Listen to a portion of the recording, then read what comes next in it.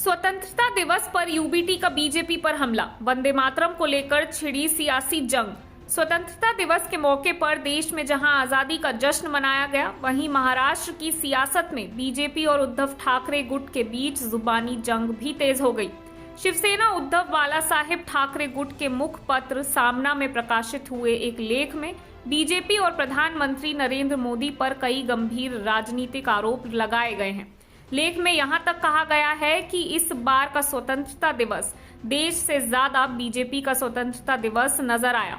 साथ ही लेख में दावा किया गया कि लोगों के बीच ऐसी भावना है कि प्रधानमंत्री मोदी ने लाल किले से आखिरी बार तिरंगा फहराया है। हालांकि ये बात सामना के लेख में किए गए राजनीतिक दावे और आरोप हैं। इन्हें किसी स्वतंत्र तथ्य के तौर पर नहीं बल्कि उद्धव गुट के बयान के रूप में देखा जाना चाहिए। इस पूरे विवाद के केंद्र में है वंदे मातरम। दरअसल साल 2025 में वंदे मातरम की रचना के 150 साल पूरे हुए। केंद्र सरकार ने इसके 150 साल पूरे होने के मौके पर देश भर में साल भर चलने वाले कार्यक्रमों की शुरुआत की थी।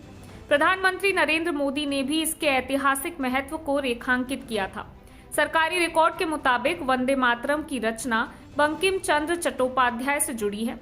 इसे 7 नवंबर 1875 को साहित्यिक पत्रिका बंग दर्शन में प्रकाशित किया गया था और बाद में इसे आनंद मठ उपन्यास में शामिल किया गया था।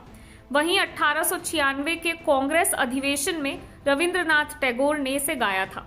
आजादी के बाद 1950 में संविधान सभा ने वंदे मातरम को राष्ट्रीय गीत के रूप में स्वीकार किया, लेकिन स्वतंत्रता दिवस पर इसी वंदे मातरम को लेकर सियासी बयानबाजी तेज हो गई।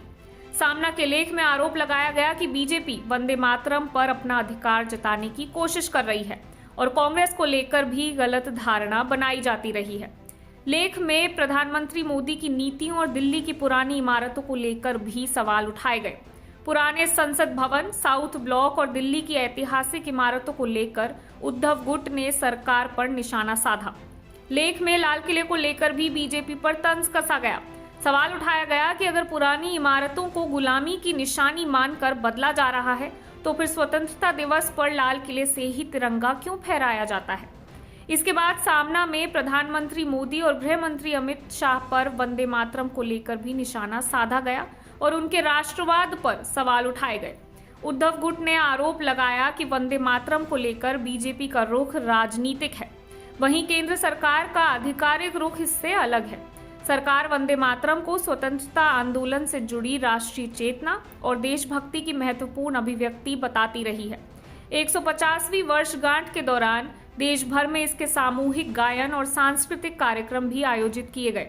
यानी एक तरफ केंद्र सरकार वंदे मातरम को देश के स्वतंत्रता संघर्ष और राष्ट्रीय चेतना का प्रतीक बता रही है, तो दूसरी तरफ उद्धव ठाकरे गुट इसी मुद्दे पर बीजेपी की राजनीति पर सवाल उठा रहा है। और यही वजह है कि स्वतंत्रता दिवस के मौके पर वंदे मातरम सिर्फ देशभक्ति का गीत नहीं बल्कि महाराष्ट्र की राजनीति में एक बड़ा राजनीतिक मुद्दा भी बन गया है। फिलहाल इस पूरे विवाद में दो चीजें साफ हैं। वंदे मातरम का इतिहास स्वतंत्रता आंदोलन से गहराई से जुड़ा है और 2026 के स्वतंत्रता दिवस पर इसी इतिहास को लेकर सियासी बयानबाजी एक बार फिर तेज हो गई है।